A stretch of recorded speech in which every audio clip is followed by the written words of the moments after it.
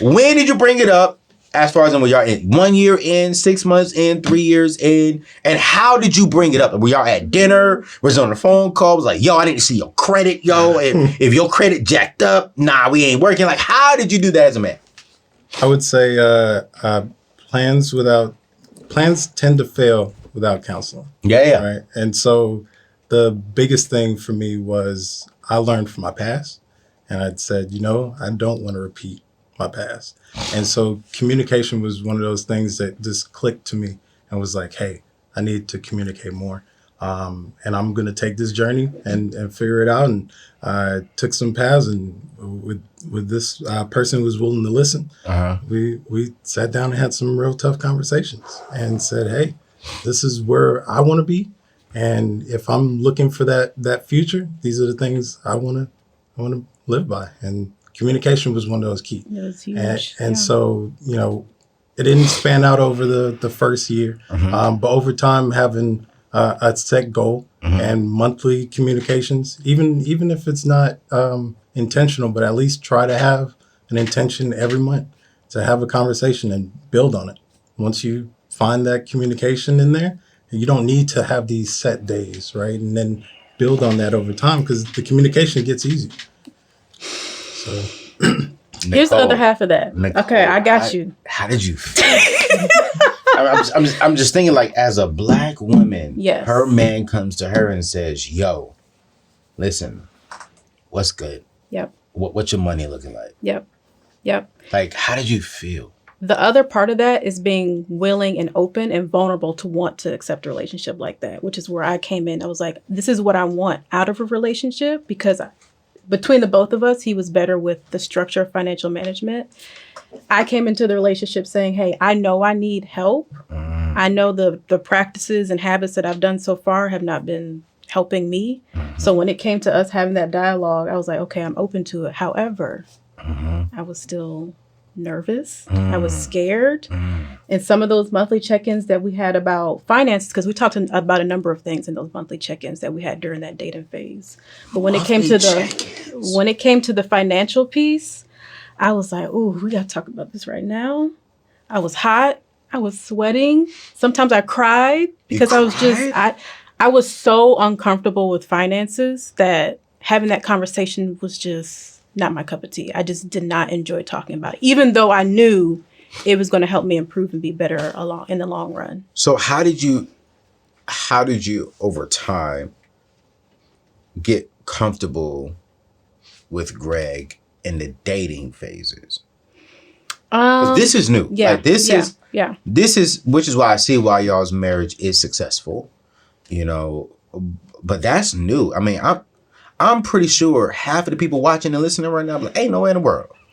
Ain't no way in the world I'm about to tell my boyfriend and be having a monthly check-in on this and that. But it ain't none of his business, because we may not work. Yeah. Now, if we don't work, this dude know all my personal business, know all my life, know my score, know who I owe, da-da-da-da. But I like this because I'm like, you actually draw closer because now you are really vulnerable with each other. And then that draws a level of, yo, this is my partner. Yep. How did you feel when you saw her cry sometimes? It was tough. I think a lot of the times trying to comfort that moment of vulnerability that we all have things. I had that, so it wasn't like she was by herself. But having that understanding of, hey, this is where we're trying to go to, and setting those goals, and having the hey, this is where we want to get to. If we could do these things, we could get here. Even to our wedding, planning out, do you want the great wedding or do you want the home? Like, what kind of... You gave her an ultimatum, the wedding or the home? No. It wasn't an ultimatum. She still got it wet. I was like, Greg, you a beast, son. He teach all the men how to do that. Yo, you look here. You right here? You gonna be right here. I can't By come to the your time audience we and got say to the that. wedding, I already knew what our mission was, like our goals were. Like we could together knew what that looked like. So we, at that moment, I was like, I would rather have the house. Like I've never been one of those girls that like dreamt of her wedding growing up all anyway. So I'm like, I still want to have a great experience with the tight knit group. But if I had to pick, I want the house. And it's So still we a great wedding spent now. less than $5,000 on the wedding together and planned it and everything. Are you so we can get the serious? house. Yep. Even the And it average was during that amazing. time was 20,000. 20,000. Now it's up. Yeah, it's up 28 now. Yeah. It's like, nah, I couldn't see myself paying that much. But again, that moment of real reflection. Hey, where do we want to be? Where do we want to go? And we can get there now if we do the right things, if we plan intentionally, right? And even by doing that, even by giving those, we still set the agenda that we still wanted a great wedding. And, you know, to my wife, she's a planner. She did a great job in finding the right avenues. And you would never have told that it looked like a $5,000 wedding. It looked like 20. Yeah, my sister did a wedding. Oh man, my sister's been married for a while now, about 11, 12 years. Nice. And I don't think she spent $5,000 in California. Wow. Yeah. And wow, that's impressive. I just recently had on the show the couple that got married. They went viral. Good Morning America. All these people talked to them. And they spent $49 on their dress and $500 on a wedding. They got married on the side of the highway. Wow, yes. They didn't pay for a venue. And then made the people pay for their own food. I was like, okay. We need to learn from them. Right. You know what I'm saying? I mean, like, look here. If there's a sister out there that'll let me do that, yes, sir. Yeah, where you at, girl? Where you at? The DMs are open if you about that life. So I really want to answer this question because I have a lot of single people who watching me, right? Like, and I really want to encourage them because I think some of them saying, ooh, what if they're not ready to be like you? Like, what would you encourage them to think about? Why it's important? Because I don't think every man deserves that, you know, because not every man is being intentional. Like not every man is intentionally dating for the intent of marriage. And I think if that man is not intentionally dating for marriage, then he doesn't deserve to be all up in your business and planning with you. Yeah. But if he is a guy like Greg and he's like, yo, I genuinely, I'm dating so I can get married. And I don't want to just waste our time. The marriage is the ultimate goal. And then once we get married, the goals change. So to get there, here's some things we need to put in place. But there will be some uncomfortable conversations. Very much so. And so how do ladies feel at least comfortable enough to start that journey? That dialogue. I would say two things. Communication. I mean, across the board, any relationship, friendship, family, whatever, but definitely with the intent of wanting to be married with that person, communication is going to get you there. And then being able to know each other's strengths. You'll find that out when you do the communication piece. Because we communicated so frequently, so often, to the point where then we started having the monthly check-ins, it made it a lot more easier to open up, especially if you're one of those people that's more on guard. You kind of keep things behind the belt. You don't really share anything on the onset. Just having that check-in, starting off with saying, hey, how was our relationship this past month? Did I do something that you didn't like? Did I do anything that you really liked? Y'all was asking those kind of questions? Yep. I'll backtrack a little bit first because not to try and mansplain anything, but it's I think one of the first things that really did help was our faith in God and being more intentional there to say, hey, if I'm willing to pray with you, like this is serious, right? Like once I bring everything full force, like if I'm not going to go full into this if you don't believe where I am at. And so a lot of that was, let's pray. Let's understand what we want out of this. And if we're willing to do that, let's start moving forward. Yeah, that's definitely a foundation. It almost goes without even saying because it's like it was just a part of who we are as people. So having that foundation, I think ever since for the past, I don't even know how many years, we've prayed every single morning. Every single morning. Have not missed a beat. Even during travels. Even during travel. We bring our book with us everywhere we travel. Are you serious? And what if y'all are like separate? We call each other. FaceTime. And do the prayer. Yep.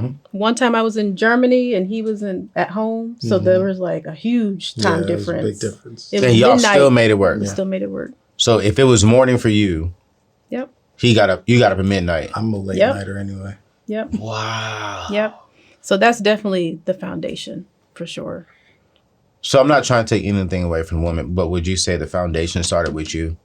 As far as in like just not, like, how do I say this respectfully? Like, it seems like you're the man. He was like, hey, listen, we're going to pray.